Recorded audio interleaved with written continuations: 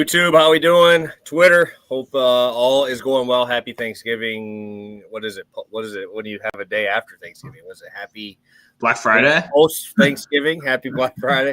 Well, I'm assuming if you're here with us, you ain't Black Friday shopping. Unless you do, then you're grinding, man. You had the fucking AirPod in listening. Hey, we appreciate wherever you guys are. But join as always, Stu. How you doing, man? I'm doing good. And yeah, these days you don't even have to go Black Friday shopping anymore. Every deal is all weekend. You got Cyber Monday. You got everything online anyway. So it's like you're not even really rewarded for being out there in the trenches fighting with 500 other people for a fucking fire stick or whatever, you know? So I'm chilling. I'm doing good. Thanksgiving was very good for me, and I'm excited to just keep it going to this weekend. You know, I felt like we might have burned all the good games yesterday, but the slate's surprisingly solid. I don't have any complaints. Yeah, man, it's a good slate. I'm excited. Obviously, it's a little bit different, you know, when we have how many games ahead of time, you know, like when we have, you know, what, 4 games already played.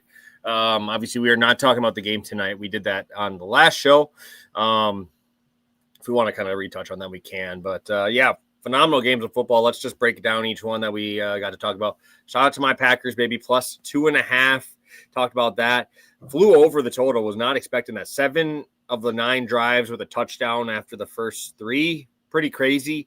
I don't know, man. It was I was nervous. Obviously, it's my team playing on Thanksgiving, but they got their number now, bro. I have a couple Lions fans, buddies, who were they were talking. You know, they're talking this week. They're like, oh, we'll see what happens on Thanksgiving. I mean, Jordan Love's kind of owned their ass, man. I think he's got 8 touchdowns in 2 games against them.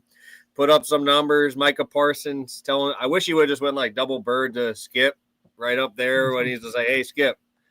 When he got that third sack, I wish he would have done that. But, hey, I was very, very impressed, very happy. And, again, they play up to competition. They play down to competition. It's just every time. I mean, I could – very few teams I trust more than the Packers as underdogs. Yeah, we kind of talked about it all week, right? Even before we even talked about the slate, I was saying, like, the Packers are one of these teams that have been so shit, but, like, once they play a good team, you just know it's going to, like, come alive. Like, they play down and they play up, and obviously when we talked about it, I was with you. I was on the Packers right there, and it started out the day the right way, so I enjoyed that. I wasn't watching. I was at Thanksgiving in a TV-less household, which, you know, is a little bit rough out here, but I was box score watching as it went, you know, and yeah, it was I'm glad the Packers got the win, obviously.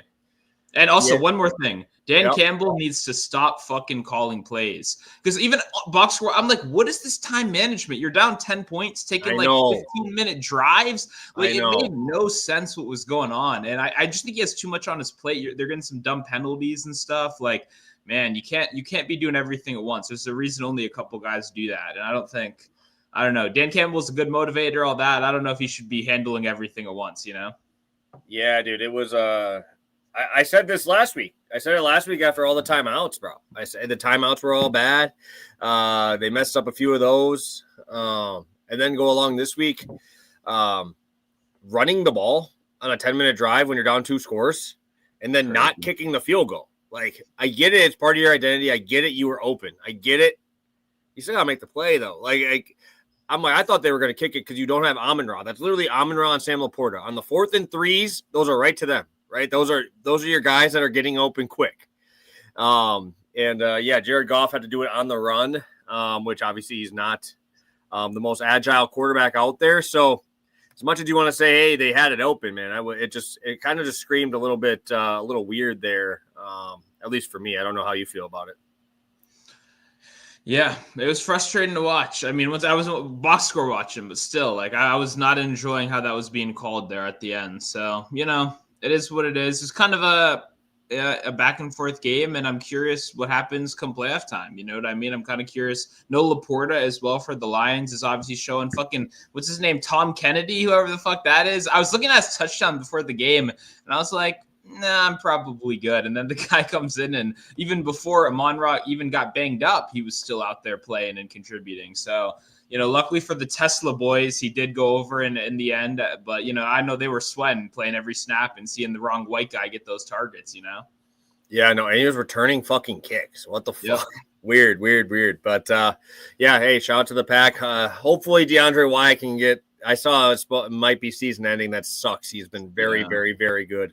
in the middle of the trenches. So hopefully maybe it's like a 6-week thing and he can get there for playoffs or whatever. But I'm feeling even better now about my stake in the Bears not making the playoffs. I'm feeling pretty fucking good about it. You know why? We got the greatest player on earth right now. We got the best football player on planet Earth right now, Dak Prescott, baby. I'm like, dude, could you start this game any worse? And I'm like, dude, I think Dak just enjoys that shit. Fucking first drive, just starting like ass, and then just like, all right, well, underestimate, and let's just keep chucking the football. So another 300-yard game. He is now the passing yards leader in the NFL. Hey, we still got life this late in the season. But my God, dude, I mean, the only thing that really pisses me off is now Stephen A. Smith is fucking talking about Dak Prescott being MVP. So now you know it's not going to happen. So that guy, I hate him. I don't know which is more my hate for him and Acho or my love for Dak Prescott, because they're both, I mean, they're pretty high on both ends there, on both ends of the spectrum. But hey, shout out to the boy. I've been saying it, dude. I said run the table. Let's get that MVP over 100-1. Fuck, dude, that thing's better start falling here. I think those chips are going to start falling here quick. We're starting to see those odds start flipping a little bit. Yeah, you can get 50-1 right now on DraftKings, the current one. I was telling you before, someone sent me that it was 400-1 before yesterday's game on FanDuel, which is kind of crazy that it got just that high, you know. And I played a little 50-1, and I played some Stafford at even money as well, because I think Stafford's going to win, unfortunately. But he's old, man. All it takes is one bad step. He's got arthritis and shit in them knees, bro. That's all it takes. He was in the cryo chamber before the year started. Remember? That was what people were like, what the fuck's going on with this guy? So who knows? But he does have the Panthers this week, 0 pressure Panthers. You know, he's going to be jumping back all day long. So I kind of wanted to get a little bit of both of them there. But yeah, Dak, if he makes I don't know how you ignore it. Like, I don't know how that's not an easy, like if they win out and keep playing the way they're playing, I mean, like Pickens said after the game, or Lamb, they just beat both guys in the Super Bowl last year in back-to-back weeks in primetime. You know what I mean? Like, that's all I said, dude. I said this 3 weeks back. I'm like, look at that schedule, dude. They're going to be on there. Everybody's watching them. And, hey, they just keep alternating, man. It was Pickens against the Eagles. Now it's freaking CeeDee going over 100 touchdown in there. It's just like, how you stop those guys? If Dak wins this, he's got to bring Pickens up on stage with him, bro. Like, I mean, what that guy's doing is when he jumped over that dude yesterday. I know. I didn't get to watch one snap of that game outside of the pick. I literally watched the pick, and then I had to go to my my wife's the in-laws over there, and obviously I did not get to watch it because I watched the whole Packer game, so I had to pick. It was tough. But no, I get that. I got home at halftime. I got back at like 7 or something like that, or 6:30. So I was able to watch the second half of that game. And yeah, it was just a blast. I mean, once again, George Pickens has got himself more money in a short amount of time than I think anyone I can remember in a while. Because the name I saw, and a lot of people were hating on it, but I agree. He gives me a lot of Julio vibes right now. Like, that's what, like, the way dominating at the catch point, but then now doing everything else as well is like, man, this guy's just been so impressive this year. And then once again, you got freaking CeeDee Lamb on the other side as well. So yeah, just awesome stuff. And yeah, it was kind of what we talked about on the show too. Pickens got lined up with Watson on the outside. And he gave Watson more yards than any single corner in the last 10 years of the Chiefs. Over 100 yards, I believe, against, or maybe 80 or something against. Yeah, it was 88, I think. Yeah, like 7 for 88, which is still a great game.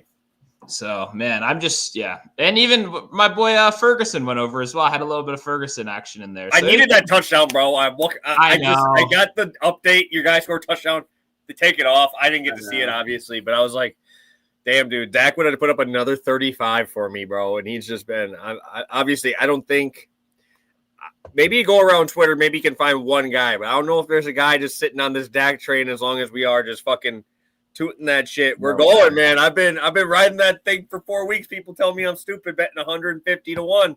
Dak Prescott MVP. This is your time right now. This is your time, Dak. It's time. I'm rooting for it. Just got to keep winning games, you know? Just got to keep winning games. Well, now they have to go. The thing is they go to Detroit, right? But no Amon-Ra possibly. You have one of your linemen out. And the fact that he gets a dome. You get Dak in a dome. Like, you don't get to deal with the freaking stuff. Yeah. I'm curious. Assuming that Detroit's got to be, what, 3 3.5 point favorites probably at home in that game. The favorites? Yeah, Man, I'm assuming they're 3, right?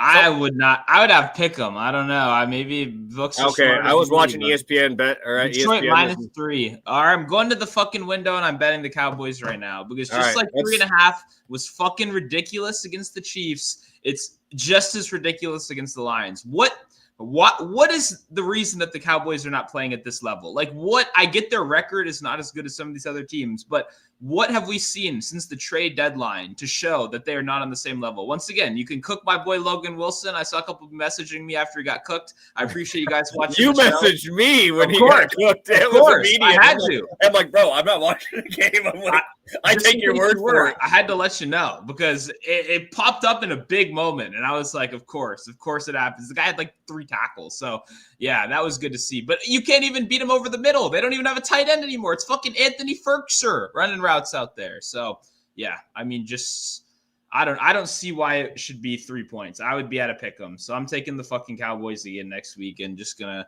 keep riding. Because once again, even if they lose, like are the Lions blowing anyone out right now with their offense? It's got to be on the ground. The way they're calling plays right now, it's got to be Gibbs 150 if they want to win this game. And I don't know. I don't know if I see that because Dak can keep up, you know?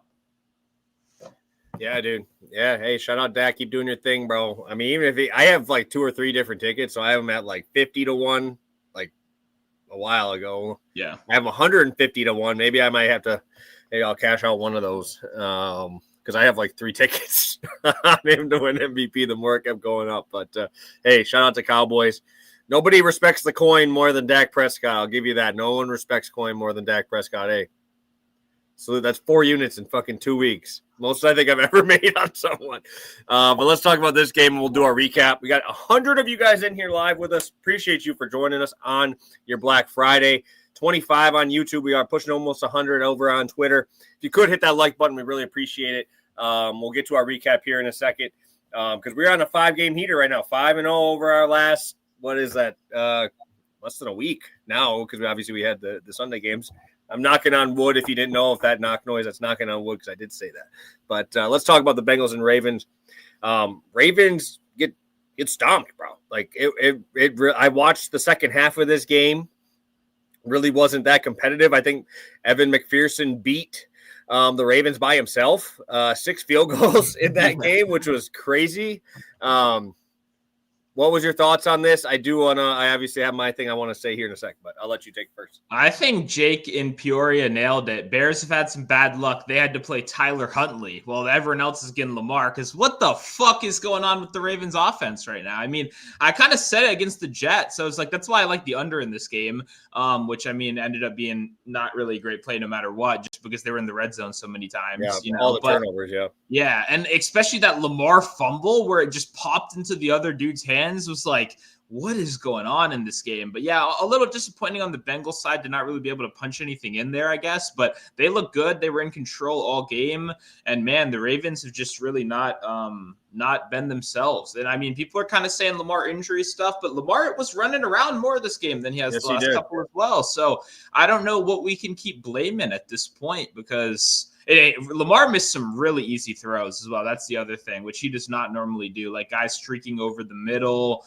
There were just some, bad plays in that one. And yeah, it's the reason I would never have, I don't know. It's just like, what can you do with the Ravens at this point? Because Joe Burrow, I guess they have to win every single game or whatever to make the playoffs. I don't think that's going to happen necessarily, but it's still good for football to see him out there and cooking. And I wish P. Ryan was posted on more bucks because I had some P. Ryan action that cashed super, super easily in that one. But also, fuck Mike Gesicki. That guy's the fucking worst. He barely played. They played 4 tight ends. They played Drew Sample in the backfield as a fullback for like 50% of snaps. It was the complete opposite of last week, which was a bummer for me. But beyond that, good game, cashed our bed net. And yeah, just kind of domination from the Bengals from start to finish. Honestly, it wasn't like, I don't know. The whole second half is just like, this game's over. The Ravens had that one drive and then they failed, turned the ball over. And it's like, okay, turning this one off.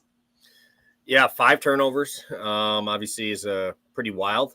I do want to give my big boy a shout out to, the homie, another guy who respects the fucking coin. That's Roquan Smith.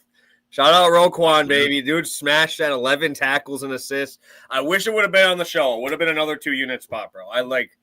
That was once it went up. I got messaged on Twitter. I think I got messaged on YouTube. Actually, somebody I'd have to. I don't remember who did. I think it might have been Tyrone. I don't know why. Some reason Tyrone's name is popping in my head.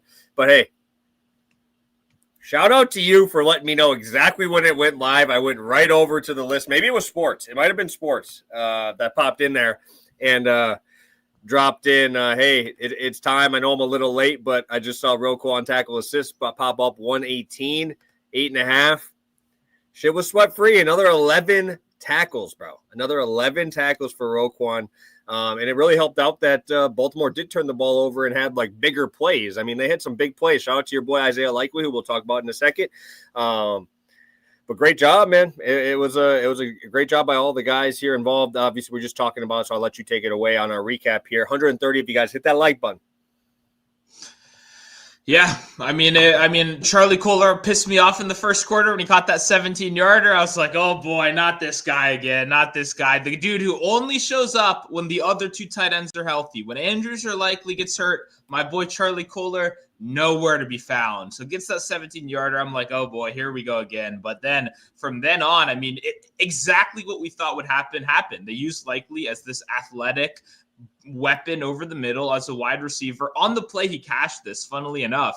He's literally starts out wide. They motion him to the slot. The corner calls it out. The linebacker calls it out. They got like 3 guys pointed at him. Like, don't let him do it. And then same thing that always happens to the Bengal. Likely gets it over the middle, breaks the tackle, and I mean, he should have taken it to the house. He freaking fumbled it out of the end zone in the end, which, I mean, I didn't have any touchdown really because it was only plus 200, plus 220. So I didn't really care about that much. But I mean, besides it kind of hurting the game script in general. But yeah, no, Likely went over with ease. He cashed his ladders, went over pretty much everything you could ask for. So I was fired up, man. It was good. A guy not going over 20 yards, all besides once this year, you kind of start to look at it and go, do I really want to put this out? Then you're like, yeah, I do. So I'm glad it worked out. I'm glad we went over and yeah, just cash yards, longest, everything out there. Yes, sir. Yes, sir. And obviously I've given my love to Dak already, but another 2-unit spot. Shout out to Dak. I think it closed like 25, bro. It closed at like 25.5. I got a couple messages, but I still play at 25.5. I'm like, damn, not for 2 units, but fuck. Because each one is obviously pretty important for completions. But no matter what you grabbed, Dak does it for the people, man. I think he had 27 completions in that game. But hey, shout out to Dak. Numbers are piling up on the show. I know some people don't like that we play defensive props on the show, but 17 units, bro. 17 units, and it's free. It's also one defensive prop all year, right? I know, dude. And I got chirped. I'm like, dude, I gave out another one here with Roquan. I'm like, hey, well, that's just – whatever your unit is, say it's $100, that's $200 in your pocket just for clicking a defensive player's name. Actually, it'd be like 210 because I think the other guy was a plus 110 from the Panthers here. So 5 in a row, Stu.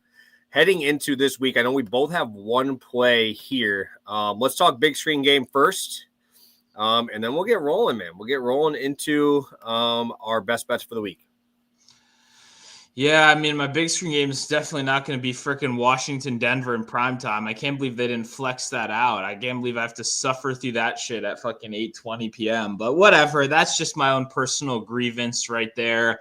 I don't know. I guess for me, these games all are kind of ugly, you know? It'll probably be 49ers, Browns. I'm kind of hyped to see my boy Shedeur Sanders, the best quarterback in football, suit up once again.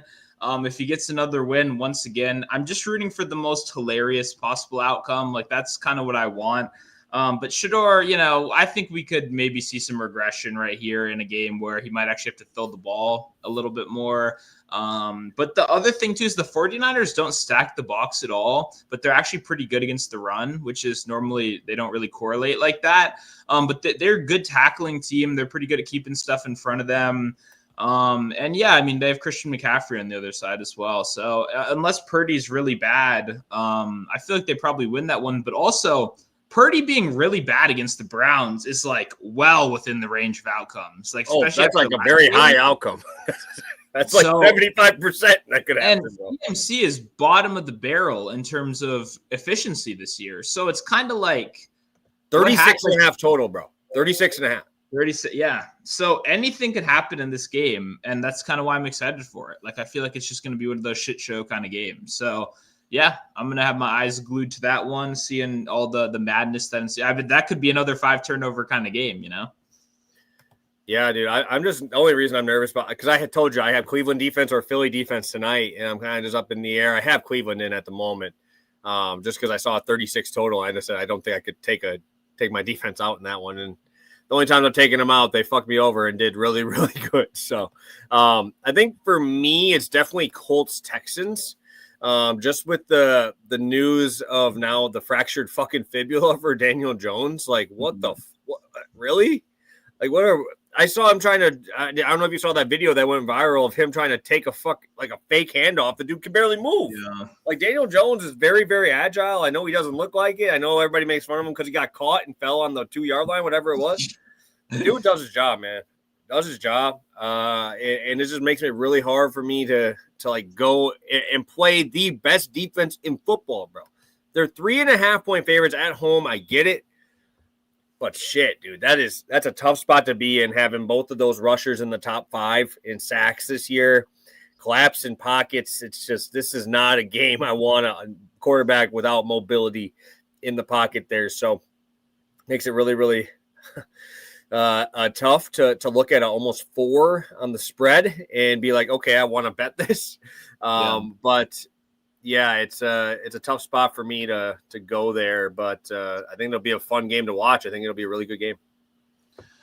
Yeah, no, that one, I mean, yeah, I'm with you. I'm gonna have some bets in that one. Definitely agree. Yeah, I'm curious because the thing is, when did this injury happen? Because I don't know. They said this happened for a little while, I guess. I was gonna say, because last week he had the fibula thing pop up, but then he got limited practice, and then he played. And then he was even kind of mobile last week. So I'm kind of wondering, like, did he make it worse last week? Was that just him playing through it the whole time last week? Because they looked real shit in the second half of that game, but he was moving around a little bit in the first half. I just remember watching a scramble. So I'm kind of curious what that looks like as well, because obviously the worst possible team you'd want to be immobile against is the fucking Texans. I mean, we just saw what they did in primetime. So, yeah, I'm excited for that game. I'm going to be talking about it here in a minute, but yeah, definitely agree. That's a big screen one as well. Yes, sir. Yes, sir. Hey, appreciate you, Tyrone. As always, appreciate you. Makes sense why he's not running as much. Yeah, for sure. So it's tough because I think we did all of our talk on the Bears game on Friday. I see you guys dropping some questions in about the Bears game. You can still answer that. You want to do these quick? We got Thomas with Burden over 33.5 and touchdown at 525. Any thoughts on that one, Stu? And also we have now we're getting asked questions about defensive props. That's we're taking over the game here. Yeah, no, I mean, I like this one. I guess my concern would just be the weather and the wind stuff might hurt a little bit. There's been some reports that could play in, and there'll be some, solid gusts of wind. I think that's been pretty overrated this year, but I said it at the beginning of the week. I think Burden is potentially their best wide receiver, even if he hasn't fully, getting that work yet and shown it yet. So I'm a big fan of Burden. I like his progression. It's just kind of like, what's the usage going to be and how bad's the weather? But I took a little longest reception. I like some touchdown. I like the way you played it. It's what I said for the long shot with Christian Watson, which, by the way, landed exactly on 80 and a touchdown. Shout out if you watched till the end of last week. But I kind of like that for Burden as well. High risk. I like the long shot stuff. But I think there's a lot of upside there. So I like the spot. Awesome. I have no thoughts on Gardner Johnson defensive props. Well, they have no linebackers at all. So I think he's going to be playing in the box more. Like, I would imagine we see him up close. And obviously he'll play in the slot as well. So I don't know what the lines are at, but I think it's probably solid. But he's not a full-time player as well. So you generally for tackles. I'm not trying to bet him at 5.5 tackles, bro. What's the odds? Is it at least like solid, like plus minus? I'm seeing minus 101 on DraftKings for over 5.5. Yeah, so I think that's fair. I think he ends up around 6 or 7. I think that's pretty valid. But he could lose. Like, it's a high variance one, so I'm not. But someone's got to make up for it. Someone's got to play a little bit more in the box. And they did some talk about like, oh, we want our best players on the field, and I think they like CJ. And also, I mean, revenge game as well, right? I mean, he talks shit about everyone. Everyone seemingly hates this guy. So, I'm sure maybe he'll get someone ejected though. That could be the negative. If he punches someone, that's an immediate under right there. So no strong take. I slightly lean to the over though, honestly. I think the guy I was looking at is my Badgers taking Bond in this game too. I kind of like those dump offs, all those like little dump off ones. He's been kind of flying around lately. He's great. But the only thing that sucks is just that Philly might hold the ball for a long time. They should be able to run the fucking football, bro. They should. I just don't know if they can because Barkley sucks now. But it's all right. Yeah, well, this would be the time when you got the no linebacker team on the other side and an offensive line that you should be able to win a decent amount at the line. So if this isn't the Saquon week, I don't know when is. But I'll say I took my boy Tank Bigsby instead, 11.5. 1 for 8 last week did not stop me. Had a fucking longer week. It's annoying that he lost that last week. But if they don't give him 5-6 carries in this game, like, man, I'm going to be out there with the fucking pitchfork, and I don't even like Philly. You know what I mean? But, like, what are we doing? So, I mean, everybody in Philly's got a pitchfork out anytime a game isn't within 21 points. If they're not winning by 21, then so. All right, Stu, do you have a dog of the week? You have a choice, or you want to go right into bets? Yeah, I've won. Right. I like the Cardinals. I like the Cardinals against fucking either one-arm Baker or fucking Teddy. He's playing. They said he's playing. I just got the update that he's playing. Good fucking luck with that then. I watched the guy die 2 times last week. And I mean, I don't know. Like the Cardinals, Brissett is cooking. I will say the injury report's a little annoying with them. Walter Nolan missed again. I think Walter Nolan's very underrated. He's only played like 2 games. He looks really good to me. But yeah, I don't know. I think they can cover. They can keep this game close. I see 4. You got to give me 4, especially with Baker. All right, I'm on DraftKings too, so that's all I'm looking at. So I just have Pickett up, which has all the all the stuff. But yeah, I like the Bucks. The Bucks are, I mean, they're just playing good ball. They're passing a shit ton. Brissett is out there cooking. Like, if they're trailing, I think they can garbage time this one. And honestly, I think they can win outright because, once again, Baker was getting killed out there last week. I mean, absolutely diced. So, yeah, give me the Cardinals as dogs here. Awesome. I'm on Jets, bro. Jets, Jets, baby. Oof. +3. I get to watch the Jets at home, right? You get the Jets out in the weather, which I like. Bring Kirk Cousins out in the weather, bro. When's the last time he played out of a dome, bro? That's where he gets to play all these games. You get a 40-year-old dude with arthritis going out there against that defense. Hey, I know it doesn't look that great because Lamar sucked last night, but that Jets defense showed up last week. They did show up. They put a fucking beating on Lamar. I know they lost, but they were in it. Breece Hall fumbled at the 10, right? He fumbled at like the 10-yard line. That would have put it within a 3-point game with 6 minutes left. So give me the Jets, man. +3. I feel pretty good about the Jets and my boy Sherwood, baby. You know he's getting a bet this week. You already know he's getting a bet. I have my 4 or 5 rotation guys on these defensive props. 1 tackle away from Jack Campbell from a full day sweep yesterday, and so I'm so rattled a little bit about that because I had 10 tackles at plus money, ended up with fucking 9. So that's sitting in the back of my head a little bit there. But yeah, shout out to the Jets, and hopefully they can get the job done here at home against the ageless wonder, broken Achilles and shit, like 3 whatever times how many Achilles he has. Kirk Cousins out there, but yeah, I'm very intrigued to see that game. Yeah, Jets was literally the other one I was deciding between. So I mean, and Texans too. I like the Texans, but that feels a little sketchy to me. So I like the Jets one, heavy run team versus a bad run defense, and like you said, Kirk Cousins. I mean, it's been real bad. Like, is London officially out, or is he 50-50? They said doubtful. Okay. On fantasy, he's completely out. So I don't know. Yeah, perfect. I mean, yeah, because without those two, I mean, because at least if London's in there, once again, spam the Drake London button just as much as possible. But no, I mean, yeah, I'm with it. I like the Jets in that game. That team is like really bad. Those Falcons are like kind of quietly really bad, and especially if you're going to struggle to run a little bit more, which we saw last week with a better run team, then yeah, I'm with it. All right, Stu, let's get to it. We got 160 of you guys here joining us across Twitter and YouTube. Appreciate you guys. As always, hit that like button. Let's get to some props. We each got one for you guys today. We're pushing up on that 20 unit mark for the season. This would be really nice to get there. It would be awesome. I'll kick it over to you, Stu, to start us off. Sounds good. We're going to Jonathan Taylor. We're going to one of the best running backs in football, but we're not going to take him on the ground. We're going to take him through the air instead. I started out my article kind of talking like Jonathan Taylor's been the best running back in football this year, but I think the fact that he's been so good on the ground is kind of overshadowed that he's been consistently involved in the passing game this year. Like Taylor's never really been that guy. He's always been like, if you look at him for fantasy, like people were kind of saying like, oh, he could be this year's Saquon, which it turned out he did, but it's like the similar thing where the pass catching was never really the big thing. You need the yards and you need the touchdowns for them to kind of hit their ceiling. But man, I love the consistent involvement in the passing game so far this year. At least two catches in 8 games so far this year, and over this number in 8 games as well. And what I really like the most is the Texans are really good against like everything. Like, that's just what it is. The Texans are a fantastic defense. They have a great pass rush, and they have 2 very good outside corners, right? And when you're very good against everything, right, what's going to happen? We're going to see more checkdowns. We're going to see more short passes. When the pass rush is in your face, you're going to panic a little bit, and you're going to have to get the ball out quickly. And I don't see why that wouldn't be, like, on full display in this game, because, once again, we know now officially that Daniel Jones has that fractured fibula.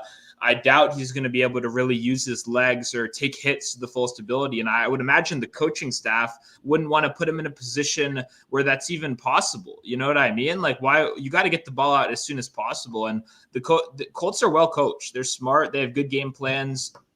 The thing about Jonathan Taylor, receptions is kind of always like more my go-to for running backs, but I had the same thought with him in Montgomery last night where I'm like battling back and forth. But at the end of the day, like these guys break off chunk plays. Like Taylor is explosive as hell, and he can make a 50-yard play anytime he touches the ball. He leads all running backs in 25-plus yard plays so far this year. Like he is just a big play waiting to happen. And I think it could just as easily happen on the screen as it does out of a handoff in the backfield, because James Cook had a good game against these guys, but obviously a lot of that happened trailing when the Texans were trying to shade towards the pass, and they were just allowing James Cook to get those 7-8 yards at a time, whatever, and then they'd make their red zone stand, or they'd make their, like late game 3rd down, 4th down stops, and they were trusting their defense.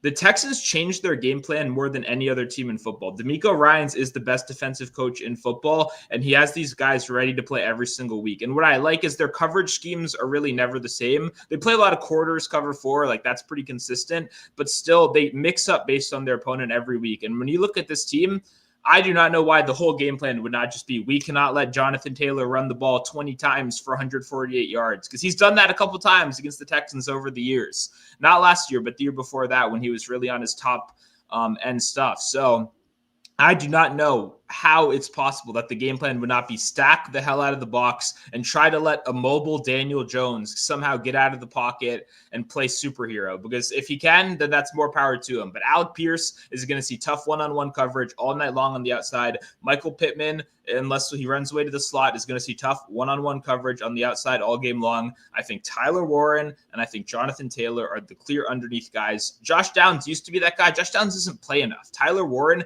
has taken his role. He snatched it from him. Downs is a rotational guy at this point. So Downs fits that mold as well, but he just doesn't play enough for me to be interested.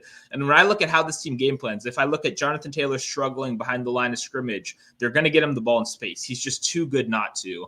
And yeah, I just see him breaking one. I see at least 3 targets in this game. I see good opportunity. And I think it's going to be close no matter what. The real worst case scenario would obviously be they get up like 14-0 and they can kind of just crush it from there on out. But I think it's going to be close. Texans are, coming in with some momentum. And that defense is lethal, man. And when you got a lethal defense, you're just going to see more dump down. So love Jonathan Taylor receiving one of the first spots, I really like this week, and definitely happy to be getting at a solid number here. I would have probably been, 17.5, 18.5 would have been what I would probably have opened it at. Awesome. Yeah, I like the thought process here. And just give me a sec. I'm about to go bet it myself right now. Obviously, got to get that in before this starts moving from the show, because I feel like we got more people in here than usual, so we got to make sure I got to still get that good line too, bro. I ain't gonna let all you guys get all the good stuff here. I gotta get my line in there as well. I'm grabbing that 15.5 on mine right now, which we'll take it. Minus 114. We'll take it for sure. Yeah, and also 365 and MGM have 14.5 as well. If you're on those books, they have a little lower, but everyone else is 15.5, and I like both spots. So just for those that have it. Awesome. Well, we got a couple bets going right now. I got my UConn first half over, which is hopefully going to hit here. We just need 72. And Purdue gave me, I grabbed Purdue at 91.5 team total. They're playing fucking Eastern Illinois. They got probably like people that aren't even 6 feet tall on that fucking roster, bro. They're just getting wiped the hell out by Purdue. So, hey, we got some extra cash right there rolling right there. So we're going to roll today into my boy Breece Hall. I'm playing Breece Hall over 92.5 rushing plus receiving at -110. I love the spot for him. I know we have Tyrod playing this week yet again. 120 yards receiving in his 3 games with Tyrod playing the full game, which I like to see. That's obviously averaging 40 yards a spot. I know you can look at me crazy because I said I'm using it like full, splitting up into games. And I know he had the 70-yard game last week. But I mean, he's just getting in space. Just give him the ball in space. That's all you got to do. He's been used to having, 7-8 guys in the box pretty much the whole season because Justin Fields can't throw the ball downfield and Garrett Wilson's out. But man, dude, I really like this spot for Breece Hall. We talked about this Falcons team being kind of dog shit lately, and I just don't see the way that this Falcons team really does much outside of, the Mooney bomb that we seen last week. Mooney finds a way to get open at least like 3 or 4 times a game. But now you're in a game script where this could be, kind of a shit show type of game. You might have to kind of be working underneath and stuff like that. So I don't mind. I almost looked at Mason Taylor yet as well in this spot as well, just kind of those underneath routes, but why would I not want to get Breece Hall the ball in space, right? I mean, any of these passing downs on first and second downs, they're actually dumping the ball off, which why not? Breece Hall is a fantastic receiving running back. I think this is a great spot for him. I think there should be absolutely zero resistance in the run game. I know we kind of talked, and I know you talked a little bit more about the rushing side there, but it would just be tough if I have to watch him do a screen for 40 yards and then just sit here like, damn, dude, like, I just think that there's the ability for him to break off big plays in both. I think this is going to be a pretty big game for Breece Hall. I think, and I mean, you just saw it last week, dude. This guy is still a fucking beast, right? I mean, he only had 44 rushing yards last week. Obviously, the Baltimore Ravens defense did their thing, but a 75-yard receiving week, right? It just finds a way over and finds a way to do his thing. So give me Breece Hall in this matchup against the Falcons, 3-point dogs at home. I'll take it all day. Yeah, I just bet it too, man. I just bet it too because now I knew you're talking about the good lines. I was checking DraftKings, all those. They have the 92.5 FanDuel on an island at 101.5 right now. And if you bet props, you know that FanDuel is obviously a sharper book in general. So you could even get a little 10-yard middle if you want right there. But yeah, I just showed you at that 92.5, and I like it. I think he could go over this in rush yards alone. Falcons, one of the biggest run funnels in football, one of the biggest blitz rate teams in football as well. So that's going to lead to running, and it's going to lead to short passing. They also play a ton of cover one, and they allow one-on-one downfield matchups, but is Tyrod Taylor really the guy that's going to be flinging it downfield all game? I think you're going to get a couple A.D. Mitchell shots, but at the end of the day, I think it's going to be Breece Hall touching the ball 20 times in this game. So yeah, I'm a fan right here. I like this spot a lot. I was looking, I never, you're a Breece Hall fan. I don't know if I've really bet him this year once, but even before the show, even before we talked, I was looking at it to bet it as well. So on the same page, like Breece Hall this week, run funnel matchup. No, your Wisconsin boy is injured, so no competition anymore. It's only really like Isaiah Davis and that Williams guy for like checkdowns. But yeah, they're not going to take much of the rushing share. So big fan of this spot. Awesome. Happy to hear that we're agreeing yet again. Let's take a peek. We got quite a few questions. I want to make sure we get to everybody here. And Thomas is kind of thinking the way I'm thinking too. He was very close to being on one of my bet lists. It's just that 10-point spread kind of scaring me a little bit. Fuck. JSN should be able to do pretty much whatever he wants in this game against this Vikings team. My only issue is they're 10-point favorites. Minnesota is just fucking horrible. I really wish JJ wasn't playing this week. I want Brosmer out there because Brosmer, if people don't know him, he's check down. He's not throwing the ball down the field. He's just point and shoot, and that would be good against this defense. But I think it's going to be 9 out there, you know. So I do not want to see that at all, man. Oh no, it's going to be painful, man. And I agree when it's the game's so painful. You had it once earlier. I don't remember which game was it. Maybe Washington. They're up 40. It was against the Cardinals. Oh, Cardinals. Yeah. Okay. It was just like, I don't know. I'm just kind of worried. Like the Vikings make every game so ugly. I think it could be a Kenneth Walker 100+ kind of game. I would love that. I would love that. I would love for Kenneth Walker to finally get that shit moving. I do want to bring up one thing to you, Stu. What is your thoughts on Neal? I know you were a guy on him before. We have Neal. I mean, could you get a better matchup? I mean, I know I'm betting Jonathan. You know I'm betting Brooks, bro. You know I'm betting Brooks tackles in this game because he's on the rotation of my defensive tackle guy. But shit. Kamara hasn't even sniffed a practice. Yeah. I doubt he's playing this week. I know Neal was limited. I'm assuming it's because he touched the ball 20 times and hasn't done that since college with Kansas. But fuck, dude, he should be in a huge workload spot against this Miami team who's just really struggled defensively. I'm surprised nobody brought it up, but I think it's because I can't really find too many props on him because, you know, he hasn't practiced this week. But any thoughts on him this week? Saints 5.5-point dogs in Miami. So the only book I see having him posted is MGM as 32.5 rush yards, which is a decent amount lower than I thought it would be. I thought it'd be like 50, to be honest. I was thinking that too. The thing is, though, Dolphins on paper aren't they're okay rushing matchup, but they started pretty bad and they've gotten better because they stacked the fuck out of the box. Like they're just like, fuck it. Like, let's just get everyone up there. And against Tyler Shuck, like you probably feel pretty comfortable doing that, you know? And I'm a Neal fan. I have him on some best ball before the draft happened. Like just, I like the talent. I bet on him in college. But I don't know if I'm going to get there. 32 feels low, honestly. I only see MGM. That could be a wrong number. Just it's on FTN. I don't actually have the book pulled up. But yeah, I would say Taysom Hill touchdown. It's like 160 is the best price. I'd probably just rather play that. Taysom Hill got all the inside the 10 carries last week. Neal was subbed out. Taysom Hill's still probably going to see 6 to maybe 8 carries. I guess my problem is Taysom Hill looks washed, unfortunately. If this was last year Taysom Hill before injury, I would be all over Taysom Hill in this game, but he just looks a step or two slower, honestly. So I don't know. I'm going to have to see some more props come up, but probably just Olave or bust if I'm betting the Saints, to be completely honest. Beautiful. Just wanted to make sure I get that out there. I feel like he's going to be a popular talk piece on these shows as well with Noel Kamara possibly. Well, Sean Payton finally give RJ Harvey keys. Dobbins out for the year. 48.5 is a rushing prop. Obviously, this is something we can. Are they Sunday night? Yeah, Sunday night. What's your thoughts there, Stu?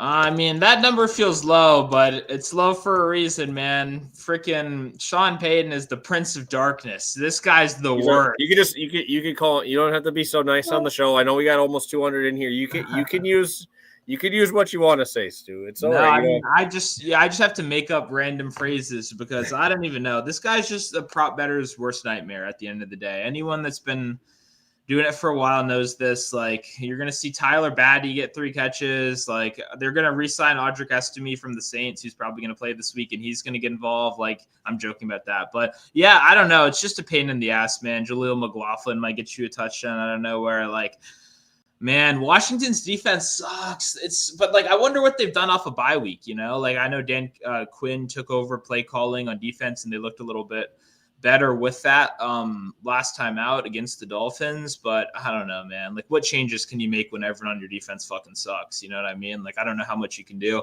I guess long rush would probably be what I'd like more. I mean, you can break off explosives against Washington, and it kind of takes away the volume concerns, but he's not even popping up on my odds tracker right now. So I don't know. I'd probably just pass for now. Like, it's a low number, man. So maybe I can get over it and play it at some point because Washington's defense is that bad, but I don't know. It's just Sean Payton is the worst. Like, it's so annoying to bet on this backfield with all young guys, you know? Yes, sir. Well, the last thing we have here, HDMI TY. Okay, we got that's random. Love you guys. What are your odds on Reed to resign from head coaching this offseason? Interesting. Where would you even? I don't know where you'd bet that. Well, I think he's just asking, just generally, like how likely we think that might. I doubt it. I don't think he would. Why would he? It's kind of like a politician, man. When you're in that seat, these guys love the power, and to give it up, like, it takes a lot, you know. And like, I don't know. The thing is, Andy Reid's had a rough year. Like, there's been a lot of questionable decisions, but this guy's body of work over the last 10 years is second to nobody. You know what I mean? So yeah, I mean, he's probably past Belichick, bro. I think he's passed him already, bro. I mean, I don't care enough to argue about that kind of stuff, honestly. Like, I don't even know what I think, honestly. But I just like when you have this much success over a long amount of time, like resigning, I don't know.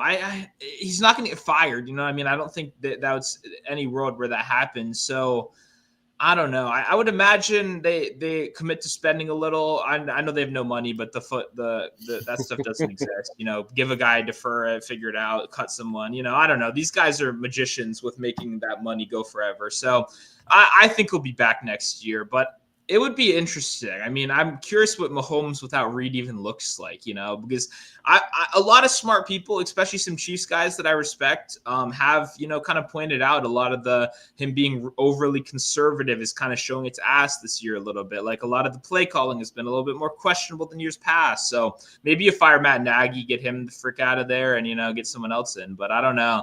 I think he'll probably be back next year. I would say it's probably maybe 10% chance, 15% chance that he resigns, something like that. But I know he had some personal stuff a while back, but unless there's something like I don't know about his like personal life or whatever, he's kind of still the king. He's got Patrick Mahomes to coach. That's your dream. You got a Hall of Famer. You got one of the best of all time in front of you. I would assume he's kind of just right back to it next year. All right, let's do a quick recap soon, and we will get people on their way. Buffalo will be without both tackles against the Steelers. I don't know, dude. I know it sucks, but fuck, dude, that pass defense is just dog shit. I don't think it really even matters, dude. They're so bad. Like, it'd be tough. It'd be absolutely tough. Yeah, I mean, having no tackles against freaking Watt, Herbig, and Highsmith is like a nightmare. But I don't know. I just like the Bills are rough to bet on right now. Like they're really rough. Give me like 20 QB draws, bro. I guess, but you're gonna get freaking Jalen Ramsey's gonna hit him late 4 times in this game. Jalen Ramsey ejection plus, you know, or 50-1 might have. No, it's probably only like plus 150. That's fair. Someone give me those odds. Fucking Bovada when it's offshores. Give me Jalen Ramsey to be ejected. That'd be sick. Although then if you actually get ejected, I'd probably get like investigated by the FBI or some shit like that. You know what I mean? For insider trading. So maybe no one does that, but I believe in it. All right, so let's get a quick recap in here, and we'll get people on their way.